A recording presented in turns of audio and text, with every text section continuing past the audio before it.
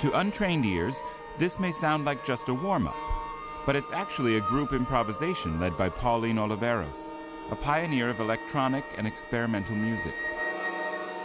For me, music is working with sound, and sound is a broader material than a tone. Most of the time, when people think about music in our culture, music involves tones that can be organized into harmonies.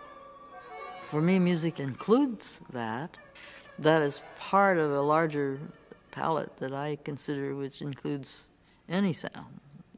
Pauline Oliveros was coming of age in the 50s and 60s, around the time that John Cage was doing similar experiments with sound and thinking that music wasn't just a Brahms symphony or a Beethoven sonata or something we went to listen to in the concert hall.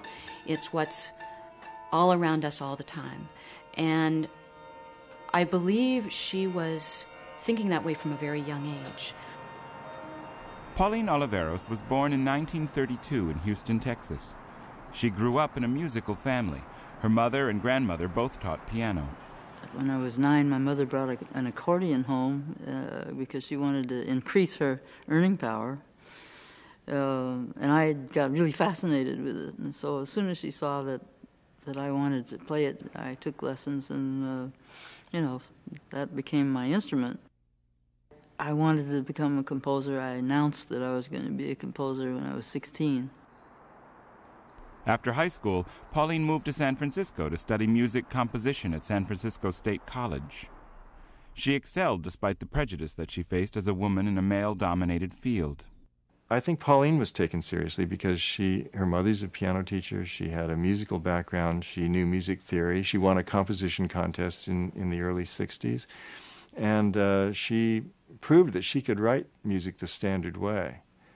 And she was extremely dedicated. Everyone who worked with her will tell you that she was on a mission. And it wasn't finding a boyfriend.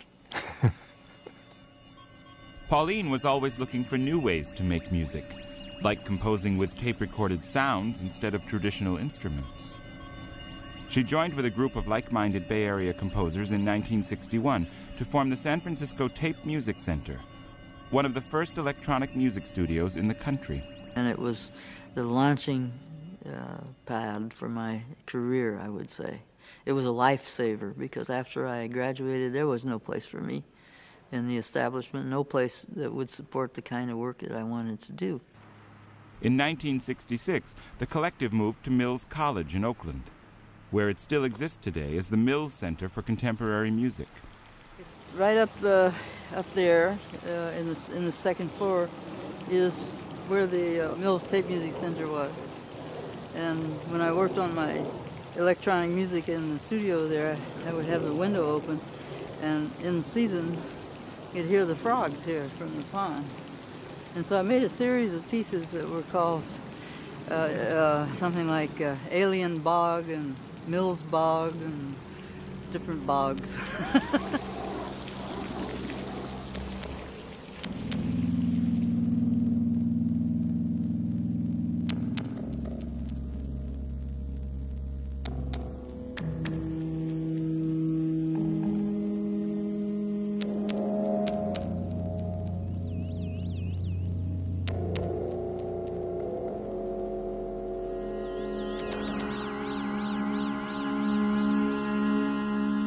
By the mid-1970s, Pauline Oliveros had written and recorded dozens of pieces, but her investigations into the effects of sound on the body and mind led her to turn inward, abandoning written compositions for a series of improvisational performances and ritual practices that she called sonic meditations.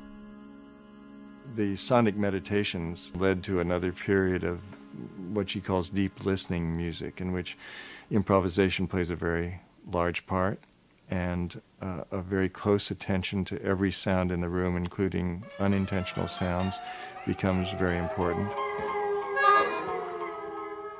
Playing with Pauline is very challenging on many levels. Her ears are huge, and she hears everything. You can't get anything past her, of course, and I'm very fortunate being on stage with her because I think she's one of the most important musical minds of our time. So it's every now and then when I'm on stage, all of a sudden that nervousness kicks in, like, oh my God, I'm on stage with Pauline here.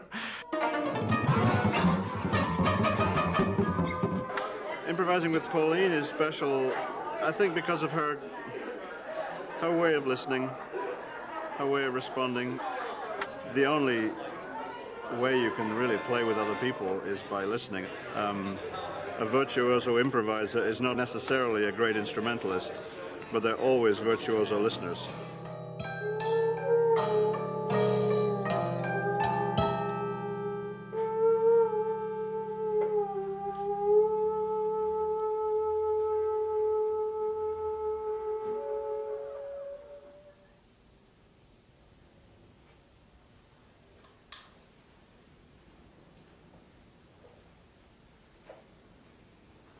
Being marginalized because of thinking differently, I had to have my own scene and my own support system, and so I created it, and through the program called Deep Listening.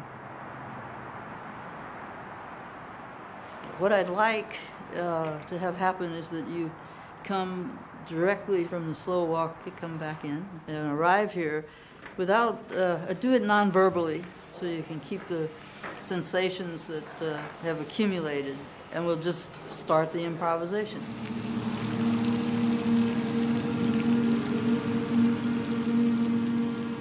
Deep listening is a form of meditation. It comes out of my own experience as a composer and performer and improviser, and so it's coming not from a religious background, but from an inner exploration of sound and silence and what the meaning of listening is in contrast to hearing. Hearing is gathering the waveforms, and listening is the direction of attention. I recently got a fortune cookie that said, "Hear with your ears, but listen with your heart." And I thought, that's quintessential Pauline Oliveros. And it has completely changed the way I practice the piano.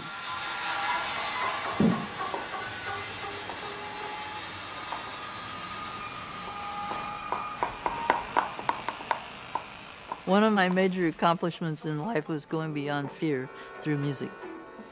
And also recognizing that I wanted to follow the ecstatic experience of making music.